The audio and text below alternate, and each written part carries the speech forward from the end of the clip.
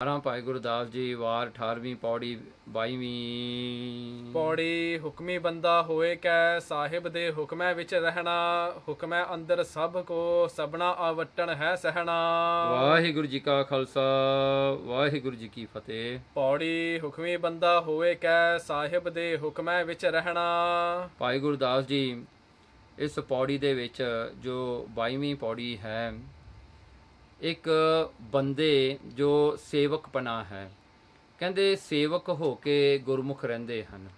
ਭਾਵੇਂ ਸਿੱਖਾਂ ਦੇ ਵਿੱਚ ਉਹ ਅਵਸਥਾ ਏਡੀ ਉੱਚੀ ਹੋ ਜਾਂਦੀ ਹੈ ਕਿ ਗੁਰੂ ਦੇ ਬਰਾਬਰ ਗੁਰੂ ਮਹਾਰਾਜ ਜੀ ਉਹਨਾਂ ਨੂੰ ਸਤਿਕਾਰਦੇ ਹਨ ਅਤੇ ਗੁਰੂ ਵਿੱਚ ਇੱਕਮਿਕ ਹੁੰਦੇ ਨੇ, ਉਹਨਾਂ ਦੀ ਬਿਰਤੀ ਜੁੜੀ ਹੁੰਦੀ ਹੈ ਹਰ ਵੇਲੇ।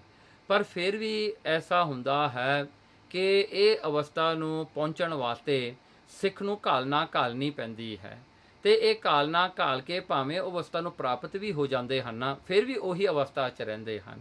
ਉਹਨਾਂ ਨੂੰ ਜਿਹੜਾ ਹੈ ਗੁਰੂ ਦੇ ਬਰਾਬਰ ਉਹ ਕਿਤੇ ਨਹੀਂ ਹੁੰਦੇ। ਭਾਵੇਂ ਗੁਰੂ ਮਹਾਰਾਜ ਉਹਨਾਂ ਨੂੰ ਵਡਿਆਈ ਦਿੰਦੇ ਹਨ, ਪਰ ਉਹ ਫਿਰ ਵੀ ਬੰਦਾ ਬਣ ਕੇ ਬੰਦਗੀ ਦੇ ਵਿੱਚ, ਸੇਵਾ ਦੇ ਵਿੱਚ ਉਹ ਲੱਗੇ ਰਹਿੰਦੇ ਹਨ। ਉਹ ਅਵਸਥਾ ਨੂੰ ਭਾਈ ਗੁਰਦਾਸ ਜੀ ਦੱਸਦੇ ਹਨ। ਹੁਕਮੀ ਬੰਦਾ ਹੋਏ ਕੈ, ਦੇਖੋ ਹੁਕਮੀ ਬੰਦਾ ਹੋਏ ਕੈ, ਹੁਕਮ ਵਿੱਚ ਬੱਧਾ ਹੋਇਆ ਬੰਦਾ ਬਣ ਕੇ ਉਹ ਸਿੱਖ ਆਪਣਾ ਜੀਵਨ ਜਿਉਂਦੇ ਹਨ।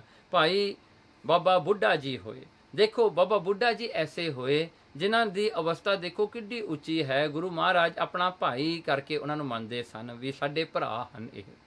ਅਤੇ ਦੇਖੋ ਬਾਬਾ ਬੁੱਢਾ ਜੀ ਦੀ ਐਡੀ ਵੱਡੀ ਅਵਸਥਾ ਹੋਣ ਵਿੱਚ ਵੀ ਉਹ ਹਮੇਸ਼ਾ ਹੀ ਗੁਰੂ ਦੇ ਹੁਕਮ ਵਿੱਚ ਹੀ ਰਿਹਾ ਕਰਦੇ ਸਨ।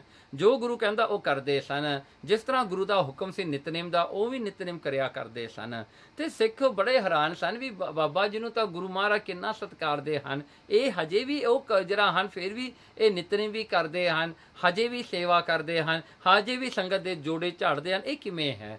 ਅਤੇ ਇਹ ਬਾਬਾ ਬੁੱਢਾ ਜੀ ਨੇ ਦੱਸਿਆ, ਕਹਿੰਦੇ ਇਹਦੇ ਵਿੱਚ ਜਿੰਨੀ ਖੁਸ਼ੀ ਹੈ ਨਾ ਉਹ ਕਿਤੇ ਨਹੀਂ ਮਿਲਦੀ। ਕਹਿੰਦੇ ਦੇਖੋ ਇਹ ਤਾਂ ਗੁਰੂ ਮਹਾਰਾਜ ਜੀ ਆਪ ਹੀ ਕਰਾਉਂਦੇ ਹਨ, ਜਿਨ੍ਹਾਂ 'ਤੇ ਗੁਰੂ ਮਹਾਰਾਜ ਜੀ ਕਿਰਪਾ ਕਰਦੇ ਹਨ। ਦੇਖੋ ਹੁਣ ਇਹ ਸਿੱਖ ਦੀ ਅਵਸਥਾ ਹੈ। ਐਸਾ ਤਾਂ ਨਹੀਂ ਨਾ ਕਿ ਸਿੱਖ ਜਿਹੜਾ ਹੈ, ਜਿਵੇਂ ਭਾਈ ਦਾਤੂ ਜੀ ਜਦੋਂ ਉਹ ਗੋਬਿੰਦਵਾਲ ਸਾਹਿਬ ਆਏ, ਗੁਰੂ ਅਮਰਦਾਸ ਮਹਾਰਾਜ ਨੂੰ ਉਹਨਾਂ ਨੇ ਦੇਖਿਆ ਅਤੇ ਉਹ ਸਹਿ ਨਾ ਸਕੇ। ਭਾਈ ਦਾਤੂ ਜੀ ਜੋ ਗੁਰੂ ਅੰਗਦ ਦੇਵ ਜੀ ਦੇ ਸਾਹਿਬਜ਼ਾਦੇ ਹਨ, ਗੁਰੂ ਅਮਰਦਾਸ ਸੱਚੇ ਪਾਤਸ਼ਾਹ ਨੂੰ ਤਖਤ 'ਤੇ ਬੈਠਿਆਂ ਹੋਇਆਂ ਦੇਖਿਆ ਅਤੇ ਜਾ ਕੇ ਲੱਤ ਮਾਰੀ।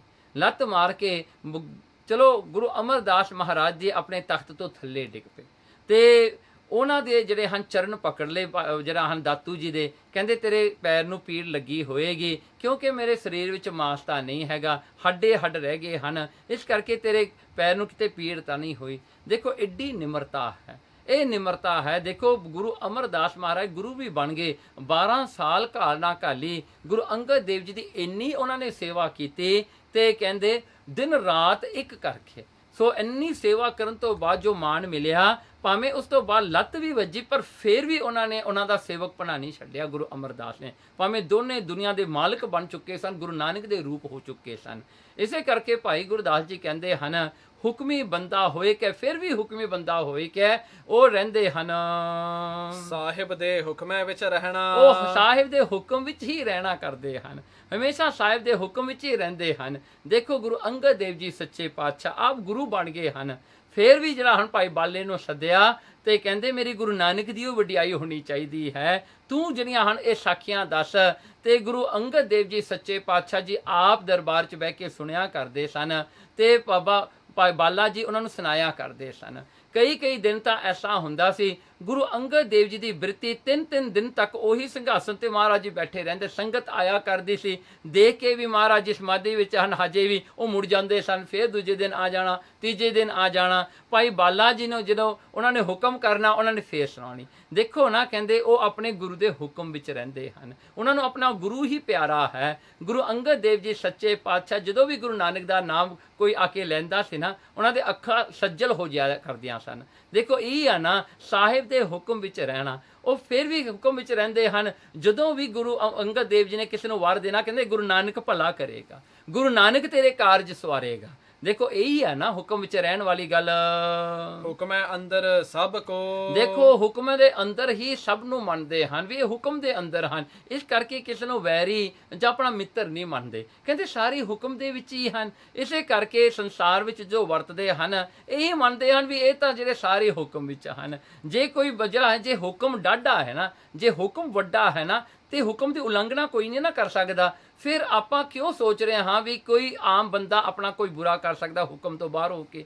ਤੇ ਜੇ ਮੰਨਦੇ ਹਾਂ ਕਿ ਹੁਕਮੇ ਅੰਦਰ ਸਭ ਕੋ ਹੈ, ਜੇ ਸਾਰੇ ਹੁਕਮ ਦੇ ਵਿੱਚ ਨੇ ਫਿਰ ਕੋਈ ਕਿਸ ਦਾ ਕੀ ਕਰ ਸਕਦਾ ਜੇ ਪਰਮਾਤਮਾ ਨਾ ਕਰੇ। ਸੋ ਇਸ ਕਰਕੇ ਉਹ ਹੁਕਮ ਵਿੱਚ ਰਹਿੰਦੇ ਹਨ ਸਭ ਹਰ ਵੇਲੇ। ਸਭਨਾ ਆਵਟਣ ਹੈ ਸਹਿਣਾ। ਸਾਰੇ ਅਵਟਨ ਕਹਿਣਗੇ ਜਿੰਨੇ ਵੀ ਦੁੱਖ ਤਕਲੀਫ ਸੇਕ ਹੁੰਦੇ ਨੇ, ਜਿੰਨਾ ਵੀ ਦੁੱਖ ਹੁੰਦਾ ਉਹ ਸਹਿ ਲੈਂਦੇ ਹਨ ਖੁਸ਼ੀ ਦੇ ਨਾਲ ਆਪਣੇ ਪਰਮਾਤਮਾ ਦਾ ਹੁਕਮ ਜਾਣ ਕੇ, ਕਿ ਹੁਕਮ ਦੇ ਵਿੱਚ ਹੀ ਰਹਿਣਾ, ਕਿਉਂਕਿ ਉਹਨਾਂ ਦਾ ਮਤਲਬ ਹੈ ਹੁਕਮ ਦੇ ਨਾਲ, ਉਹਨਾਂ ਨੂੰ ਸੇਕ ਦੇ ਦੁੱਖ ਨਾਲ ਕੋਈ ਸੰਬੰਧ ਨਹੀਂ, ਇਸ ਕਰਕੇ ਉਹ ਹੁਕਮ ਦੇ ਵਿੱਚ ਰਹਿੰਦੇ ਹਨ। ਸੋ ਹੁਕਮ ਦੇ ਵਿੱਚ ਹੀ ਰਹਿਣਾ, ਇਹੀ ਗੁਰੂ ਮਹਾਰਾਜ ਦਾ ਹੁਕਮ ਹੈ ਆਪਾਂ ਨੂੰ। ਹੁਕਮ ਵੱਡਾ ਹੈ, ਆਪਾਂ ਕੁਝ ਵੀ ਨਹੀਂ ਹਾਂ, ਕਿਉਂਕਿ ਉਹੀ ਹੁਕਮ ਹੈ ਜਿਹਦੇ ਅੰਦਰ ਸਾਰੀ ਸ੍ਰਿਸ਼ਟੀ ਚੱਲਦੀ ਹੈ। ਇਹ ਜਿਹੜੀ ਹਵਾ ਚੱਲਦੀ ਹੈ, ਇਹ ਸੂਰਜ ਹਨ, ਚੰਦਰਮਾ ਹਨ, ਇਹ ਸਾਰੀ ਕੁਦਰਤ ਵੀ ਉਸੇ ਦੇ ਹੀ ਹੁਕਮ ਵਿੱਚ ਚੱਲਣ ਵਾਲੀ ਹੈ। ਇਸ ਕਰਕੇ ਇਹ ਬੰਦੇ ਜਿਹੜੇ ਹੁੰਦੇ ਆ ਨਾ, ਇਹ ਕਈ ਵਾਰੀ ਹੁਕਮ 'ਚ ਨਹੀਂ ਰਹਿੰਦੇ। ਬਾਕੀ ਤਾਂ ਸਭ ਕੁਝ ਹੁਕਮ ਵਿੱਚ ਚੱਲਦਾ ਹੈ। ਪੰਜ ਜਿਹੜੇ ਤੱਤ ਹਨ ਇਹ ਵੀ ਤਾਂ ਹੁਕਮ ਵਿੱਚ ਜਿਹੜੇ ਹਨ ਇਕੱਠੇ ਹੋਏ ਹਨ, ਜਿਹਦੇ ਕਰਕੇ ਆਪਣਾ ਸਰੀਰ ਬਣਿਆ ਹੈ।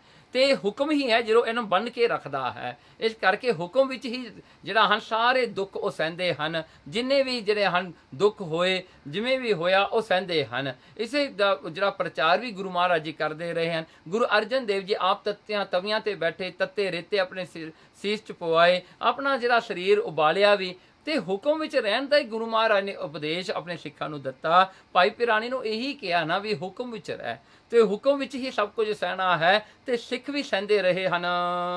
ਦਿਲ ਦਰਿਆਓ ਸਮਾਓ ਕਰ। ਦੇਖੋ ਦਿਲ ਵਿੱਚ ਜਿਹੜਾ ਹੈ ਉਹ ਪਰਮੇਸ਼ਰ ਦਾ ਨਾਮ ਜਿਹੜਾ ਹੈ ਵਸਾਉਣਾ, ਤੇ ਇਹ ਵਸਾਉਣ ਵਾਸਤੇ ਹੁਣ ਜਿਹੜੇ ਦਿਲ ਦੇ ਵਿੱਚ ਫੁਰਨੇ ਉੱਠਦੇ ਹਨ ਨਾ, ਕਹਿੰਦੇ ਦਰਿਆ ਦੇ ਵਾਂਗੂ ਹੈ। ਜਿਵੇਂ ਦਰਿਆ ਵਿੱਚ ਛਾਲਾਂ ਵੱਜਦੀਆਂ ਹਨ, ਉਹ ਜਿਹੜਾ ਹਨ ਦਰਿਆ ਦੇ ਵਿੱਚ ਹਲਚਲ ਹੁੰਦੀ ਹੈ, ਇਸੇ ਤਰ੍ਹਾਂ ਹੀ ਫੁਰਨੇ ਜਿਹੜੇ ਥਾਟਸ ਹੁੰਦੇ ਆ ਨਾ ਮਨ ਦੇ, ਇਹ ਹਮੇਸ਼ਾ ਹੀ ਅੰਦਰ ਲੱਗੇ ਰਹਿੰਦੇ ਹਨ। ਮਨ ਜਿਹੜਾ ਭਟਕਦਾ ਰਹਿੰਦਾ ਹੈ। ਕਹਿੰਦੇ ਦਿਲ ਦਰਿਆਓ ਸਮਾਓ ਕਰ, ਨਾਮ ਦੀ ਸ਼ਕਤੀ ਕਰਕੇ, ਗੁਰੂ ਦਾ ਦਿੱਤਾ ਹੋਏ ਨਾਮ ਕਰਕੇ ਉਹਨੂੰ ਸਮਾਉਂਦੇ ਹਨ, ਉਹਨੂੰ ਠੰਡਾ ਕਰਦੇ ਹਨ, ਫੁਰਨਿਆਂ ਨੂੰ ਬੰਦ ਕਰ ਦਿੰਦੇ ਹਨ ਮਨ ਵਿੱਚ।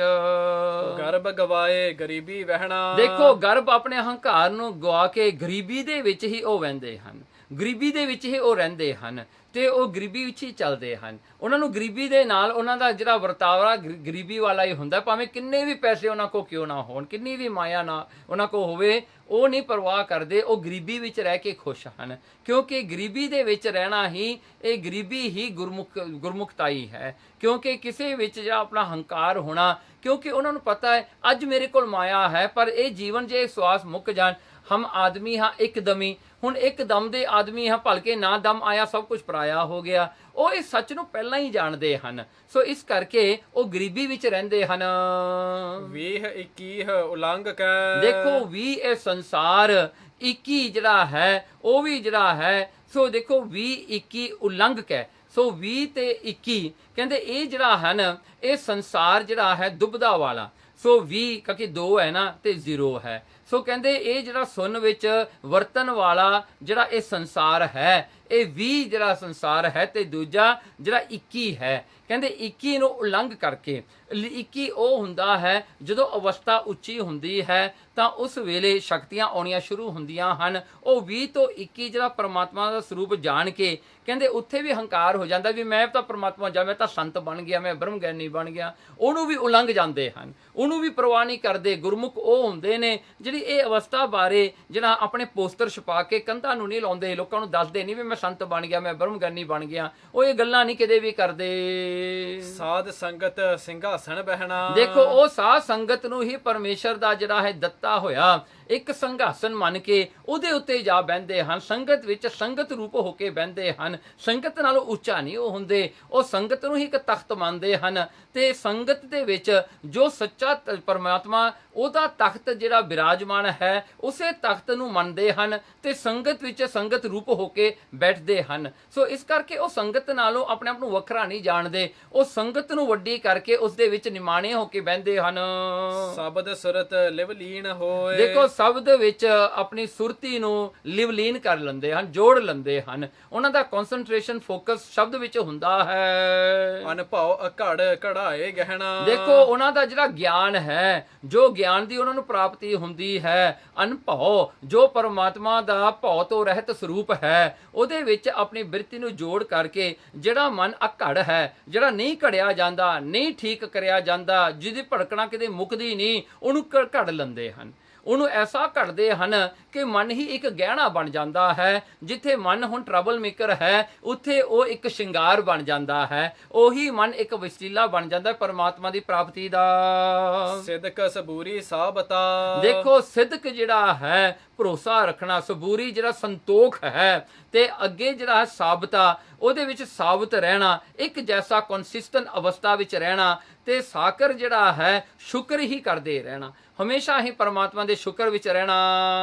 ਸਾਕਰ ਸੁਕਰ ਨਾ ਦੇਣਾ ਲਹਿਣਾ। ਦੇਖੋ ਉਹ ਸਾਕਰ ਜੋ ਪਰਮਾਤਮਾ ਦੇ ਵਿੱਚ, ਜੋ ਪਰਮਾਤਮਾ ਨੂੰ ਜਿਹੜਾ ਸੁੱਖ ਦਾ ਦਾਤਾ ਜਾਣ ਕਰਕੇ ਉਸੇ ਦੇ ਵਿੱਚ ਹੀ ਸ਼ੁਕਰ ਕਰਨਾ, ਜੋ ਵੀ ਮਿਲ ਗਿਆ ਸੋ ਉਹਦੇ ਵਿੱਚ ਹੀ ਸ਼ੁਕਰ ਕਰਨਾ। ਜਿਹੜਾ ਹਨ ਕਹਿੰਦੇ ਐਸਾ ਨਾ ਜਿਹੜਾ ਹਨ ਨਾ ਦੇਣਾ ਨਾ ਲੈਣਾ, ਉਹਨਾਂ ਨੂੰ ਫਿਰ ਉਹਨਾਂ ਦਾ ਦੇਣਾ ਤੇ ਲੈਣਾ ਮੁੱਕ ਜਾਂਦਾ ਹੈ। ਉਹ ਸੰਸਾਰ ਵਿੱਚ ਦੇਣਾ ਲੈਣਾ ਨਹੀਂ ਰੱਖਦੇ, ਉਹ ਹਮੇਸ਼ਾ ਹੀ ਸ਼ੁਕਰ ਵਿੱਚ ਹੀ ਰਹਿੰਦੇ ਹਨ, ਜੋ ਦਿੱਤਾ ਪਰਮਾਤਮਾ ਨੇ ਦਿੱਤਾ ਹੈ। ਨੀਰ ਨਾ ਡੁੱਬਣ ਅੱਗ ਨਾ ਦਹਿਣਾ। ਇਸ ਕਰਕੇ ਉਹ ਜਿਹੜੇ ਹਨ ਮਾਇਆ ਰੂਪੀ ਇਹ ਜਿਹੜਾ ਸੰਸਾਰ ਹੈ, ਇਹ ਸੰਸਾਰ ਜਿਹੜਾ ਇੱਕ ਭਿਆਨਕ ਜਿਹੜਾ ਹੈ ਸਮੁੰਦਰ ਹੈ, ਜੋ ਕਿ ਮਾਇਆ ਦੇ ਨਾਲ ਭਰਿਆ ਹੋਇਆ, ਜੇ ਪਦਾਰਥਾਂ ਨਾਲ ਭਰਿਆ ਹੋਇਆ ਜਿਹੜਾ ਇਹ ਨੀਰ ਹੈ, ਉਹਦੇ ਵਿੱਚ ਡੁੱਬਦੇ ਨਹੀਂ। ਪਦਾਰਥਾਂ ਦੇ ਹੋਣ ਕਰਕੇ ਹੰਕਾਰ ਵਿੱਚ ਉਹ ਡੁੱਬਦੇ ਕੋਈ ਨਹੀਂ ਹੈਗੇ, ਤੇ ਅੱਗ ਨਾ ਦਹਿਣਾ, ਤੇ ਤ੍ਰਿਸ਼ਨਾ ਰੂਪੀ ਅੱਗ ਦੇ ਵਿੱਚ ਉਹ ਸੜਦੇ ਕੋਈ ਨਹੀਂ ਹੈਗੇ। ਸੋ ਉਹਨਾਂ ਦਾ ਜੀਵਨ ਜਿਹੜਾ ਹੈ ਹਮੇਸ਼ਾ ਹੀ ਖੁਸ਼ਹਾਲ ਰਹਿੰਦਾ ਹੈ। ਇਹੀ ਗੁਰਮੁਖ ਦਾ ਜੀਵਨ ਹੈ। ਸਿਦਕ ਸਬੂਰੀ ਸਾਬਤਾ। ਸਾਕਰ ਸੁਕਰ ਨਾ ਦੇਣਾ ਲਹਿਣਾ। ਨੀਰ ਨਾ ਡੁੱਬਣ ਅੱਗ ਨਾ ਦਹਿਣਾ। ਵਾਹਿਗੁਰੂ ਜੀ ਕਾ ਖਾਲਸਾ, ਵਾਹਿਗੁਰੂ ਜੀ ਕੀ ਫਤਿਹ।